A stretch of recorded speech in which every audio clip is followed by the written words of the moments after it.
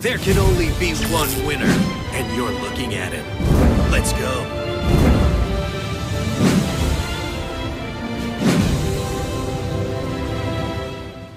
Now we are talking about Gusto. Gusto Palika and Gusto Eagle are the super rare and ultra rare cards of the new Gusto deck type, the new way to play it. Let's see. Gustos, if I were to give an overview of Gustos, Gustos is pretty much an endless floating battle destruction summoning from the deck.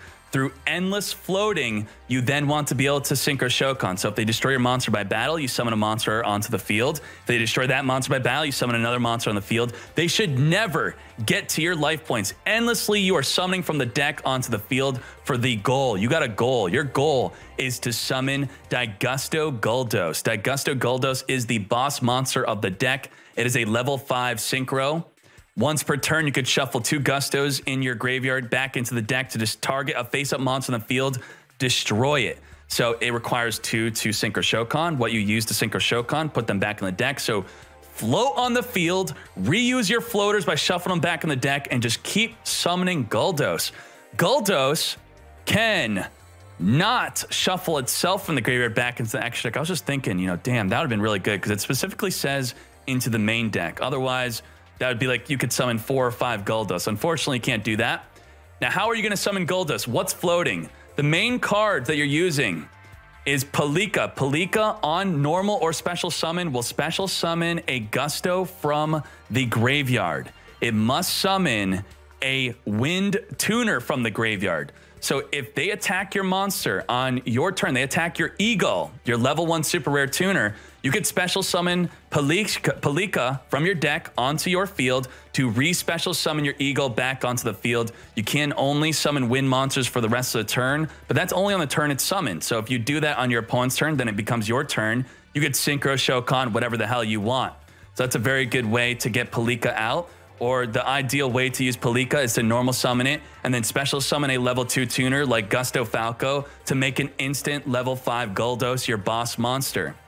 Now, Eagle, when destroyed by battle, level 1 tuner, special summon a level 4 or lower non-tuner Gusto. Not only does it work with Palika, it can also work with Winda. Winda, non-tuner, level 2. When destroyed by battle, special summon a Gusto tuner. It could special summon Eagle. So Eagle could special summon Palika, which re-special summons Eagle, or Eagle could special summon Winda, which could then special summon a new Eagle on the field. It's endless floating. We're not done.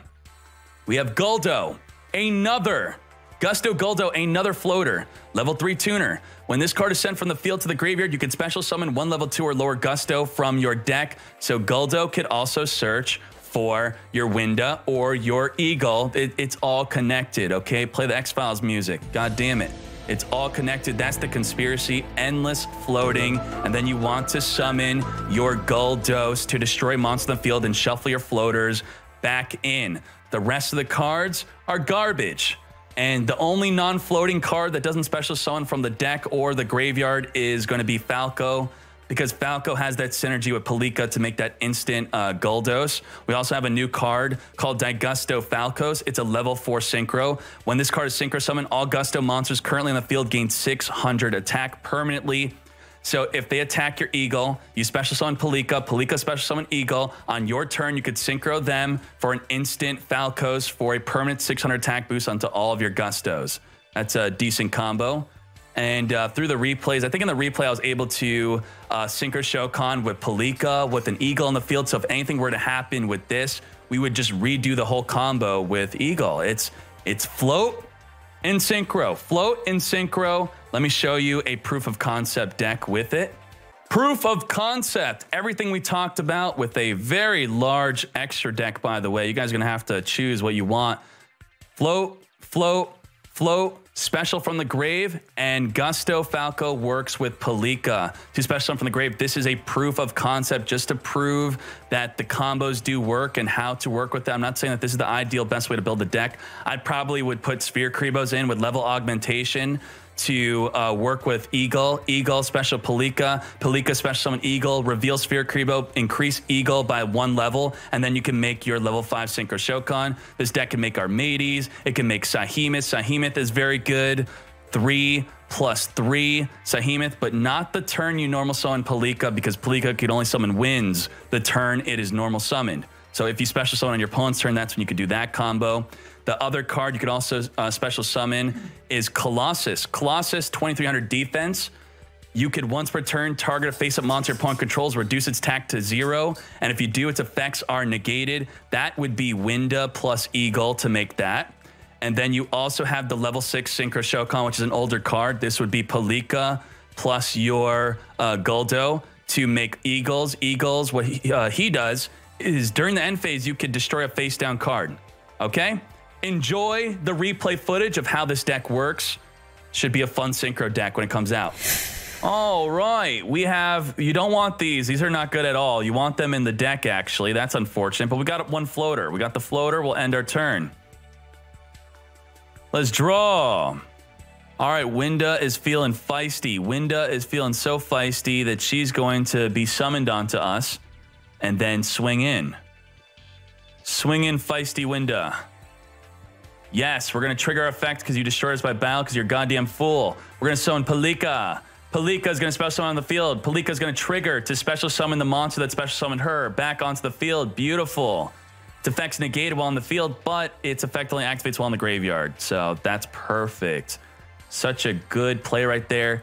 Now we're going to normal summon and then Synchro Shokan for our main monster, Daigusto Guldos. Daigusto Guldos, here we go. Yeah, boy. We're going to activate its effect to shuffle them back in. 1, 2, back into the deck, destroy that. And that is just so perfect because if anything happens to our Daigusto Guldos, we have our Eagle to repeat that process. So let's see what happens. Take that. Okay, we're going to econ me into defense. Put that into defense, boy. End our turn. Let's draw. Let's pretend like our opponent is retarded. They normal summon Piccola for no reason, and they decide to take out the Eagle. How could you do that? We're going to activate Eagle's effect. We're going to summon Piccola. Piccola is going to re-summon the Eagle. Yes, I would love to use its effect. Now Eagle on the field. Beautiful. Now end our turn. Now our turn, we're going to do something a little bit different. We're going to Synchro Shokan for a Sahemoth. Sahemoth. Level 6, and then we're going to normal summon, and then we're going to summon our Daigusto Guldos again. 2+3. This is a synchro deck. Beautiful. Activate the effect, shuffle into the deck, destroy that, recycle our floaters, and then Piccola. You could even choose to not synchro Piccola. Just summon your floater on the field, and then it floats. That's how this deck works. Float, float, float, recycle the floats, destroy face-up monsters. You win. Thank you for that demonstration. Beautiful. Rainbow Dragon. Oh my Jesus, we talked a lot about this card. Rainbow over Dragon. So the important thing to talk about this is actually a very new thing. I don't even think it's in the TCG. It might be just in Duel Links and in Japanese Yu-Gi-Oh! Where they added this ultimate crystal system where now Rainbow Dragon's considered an ultimate crystal monster and Rainbow Gravity could summon an ultimate crystal monster. So let's quickly talk about Rainbow Dragon because that's how it works with this card. To summon this card, you have to tribute a Rainbow Dragon on the field, or through Twitch chat being smart, you could use Future Fusion, which will dump Crystal Beast from your deck to the graveyard to then summon this on your second standby phase, right? There you go. On your second standby phase, bam. Or through using Chaz's skill, you could use Dragon's Mirror. Dragon's Mirror. Chaz will start the duel with Dragon's Mirror in the deck, and if you take 1800 damage, you could search for your Dragon's Mirror. This will fusion summon your Rainbow over Dragon by banishing fusion materials on the field or graveyard. So if your graveyard is filled with Crystal Beast monsters, and they do not have to be different names, you could use Dragon's Mirror to summon Rainbow over Dragon. Why do you want to summon this? Now you have 3 ways to summon it. What does it do? 4,000 attack. Once per turn, you could once per turn, you could banish a Crystal Beast from the graveyard, gain attack equal to the attack of that monster. So Pegasus, now it goes up to 5,800. And its quick effect is whenever you want, You could tribute this fusion card to shuffle all cards in the field back into the deck. You probably want to use Rainbow Gravity. Rainbow Gravity, if you have 7 Crystal Beasts on the field and or graveyard with different names, you could special summon your Rainbow Dragon from your deck or graveyard. The problem with this is when you draw Rainbow Dragon, you can't summon it. So you might be thinking, okay, send it to the graveyard. Fake news. This cannot summon Rainbow Dragon from the graveyard unless Rainbow Dragon was properly summoned. I don't care that it says ignore the summoning conditions. I don't care. That's fake news. You can't summon Rainbow Dragon from the grave using this card unless you properly summon Rainbow Dragon. Get that through your thick skull. This could pretty much only summon it from the deck. Okay? Very difficult to summon Rainbow Dragon. And when you finally summon Rainbow Dragon, it can't even use its effects the turn it's summoned. So you're probably just going to tribute immediately for the Rainbow Over Dragon. Let's move on. Level 4 tuner. Level 4 tuner to level 4 tuner. I think that's our first level 4 tuner. 1700 attack. If you battle with an opponent's monster and then this monster is not destroyed by battle, you get to send that monster back to your opponent's hand. Okay? Does not work if they attack with a bigger monster and take out your Mist Valley Soldier. Mistworm, level 9 synchro. This is a great synchro. Tiny extra deck space though. Come on, Konami, please boost up the extra deck size. Make it 7, 8, 10, please. Maybe a control deck with Junk Synchron is the best way to use this because Junk Synchron plus Dark back to the hand, 1500 defense, so it does not die to Canadia. That's a good bonus. Control deck, like I said, probably might be the best way, or maybe a Mistworm Sylvan deck. Maybe Mistworm Sylvan spam through the use of Spore. Moving on. Stardust Assault Warrior. Stardust Assault Warrior. At quick glance, you might be like, oh, this card sucks. It's a level 6. It could be used with any tuner or non-tuner. Special summon a Junk Synchron from the grave. You probably use this to Synchro summon it. Or even better, let's say you had a really good turn. Assault Synchro with the Stardust cards. Stardust cards? What the... You could use this with Stardust Shooting Star. If you have a Stardust monster on the field, target one card in the field, destroy that. So if this card is easier for you to summon than a Stardust Dragon, maybe build a deck that summons Stardust Dragon and Stardust Assault Warrior. Then you could use Shooting Star, destroy any card in the field. Super powerful, super strong. I like it. Great. Okay, moving on. Cleric. Cleric, what is this?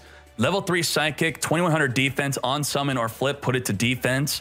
Once per turn, you could send any card from your hands to the graveyard, then target a Psychic in the grave, banish it, and then if this card is sent to the graveyard through Synchro, Tribute, whatever, or being destroyed, you get to special summon that banished monster. The problem with this card, though, is a long wind-up time. You cannot discard a Psychic, then banish that same Psychic, unless you already have a Psychic in the graveyard. So you can't do the effect turn 1 usually. That's a problem with it. Has good future potential. Now, oh my Jesus, Mana Dragon, Poggers. I know most people on YouTube, like goddamn fools, don't watch till the end of the video where, guess what? I put the best stuff at the end. Mana Dragon and Trapstone. So if you're watching right now, give the video a thumbs up. Don't forget to donate, subscribe, like, email chain the video. Mana Dragon, Zernatron. If a spell or trap you control leaves the field because of your opponent's card effect and is now in your graveyard or banished, you could special summon this card from your hand, and then you get to take that banished or destroyed spell/trap and reset it. So let's say they summon Kokamiru Maximus. They destroy your enemy controller. You chain enemy controller to put it in defense. You could then summon Zernatron and reset your enemy controller. That's using the card twice in a row. It's great against Kokamiru, great against vampires, great against Breaker the Magical Warrior, great against Blue Eyes Spirit of White. It's great against random Galaxy Cyclone or Cosmic Cyclone, but it can be completely dead versus some decks as you can't even self-trigger the skill. It would be crazy if you could. Imagine this. You Canadia, chain Cosmic Cyclone on your own Canadia, then special summon and reset your Canadia. So you're going to have your opponent trigger it. But it might be really good in Buster Blader. Because it's a dragon, you could use it for fusion summoning, and you also get to protect your DNA Surgery. So any deck with very powerful back row cards like Sea Stealth Attack or Onslaught or DNA Surgery, you might want to consider main deck in this card, even though it might be dead. But it's not dead in Buster Blader. So expect maybe Buster Blader to fit this card in, maybe at least side deck it in competitive tournaments. Moving on to the big card that you're all here for is Trapstun. Look at all these Trapstun notes. There's a lot said about Trapstun. Trapstun! Gia, do you like Trapstun? Yes or no? She loves Trapstun. Controversial. Controversial. Why? Because we are comparing this card to many different cards. Trunade. Hey, Trunade. We're comparing it to Hey, Trunade. We're comparing it to Galaxy Cyclone. We're comparing it to Cosmic Cyclone. We're comparing it to Anti-Magic Arrows.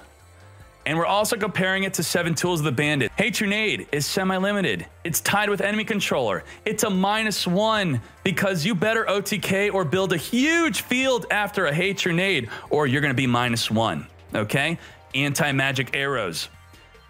Main phase Kanades and Floodgates hurt Anti-Magic Arrows. It doesn't help you build a field like Trunade does, but it helps you OTK. It's also a -1. Now, Trunade and Arrows are pretty much only used in decks that could OTK. Cosmic Cyclone and Galaxy, let's talk about that. Galaxy Cyclone and Cosmic Cyclone. It could be random sometimes with the card you are removing from the field. Okay, so it's not that surgical precision. Now we have 7 Tools of the Bandit, which people are not using. So why am I bringing it up? Because it's similar to 7 Tools, but much better. 7 Tools of the Bandit is only 1 card, while everything else, you know, has like Trunade, Anti-Magic Arrows could do multiple cards. It means if you, and also it's a counter trap. Counter trap means if you attack, they wall D, you chain 7 tools, they cannot chain another wall D. 7 tools also destroys the card. Now let's finally talk about Trap Stun. Trap Stun versus all of those cards. Why is it good? It's slow. So it's, you know, you have to set up the card, but it's a 1-for-1 trade against a valuable trap. It could work on face-up traps like DNA Surgery where Hey Trunade cannot. So you could wait for them to use that special card like Drowning, Wall of D. It does not need to be used in an OTK deck. It's very versatile. You could either 1-for-1 a valuable card, you could OTK with it by flipping it up early, or you could set up a field with it. You flip it up, negate all other trap effects on the field for this turn. You don't need to use it in OTK like I just said. It has synergy with Kanade, which could be bad or good, you choose. It's also a trap for the purpose of using balance. So balance requires a minimum of 6 spells, 6 traps, 6 monsters. Can be used with enemy controller where Hey Trunade cannot. So that is my full review. I'm excited for Trap Stun. It could be used in non-OTK decks. That's the main thing, I think. So yeah, also working against DNA Surgery. That's great. That is the full box review. I hope you enjoyed the full review. I'm always looking for ways to make this more understandable and all that good stuff. I want to be a great teacher with this. Always looking for new stuff. You know, the replays, the deck list, the proof of concepts, YouTube. Thank you.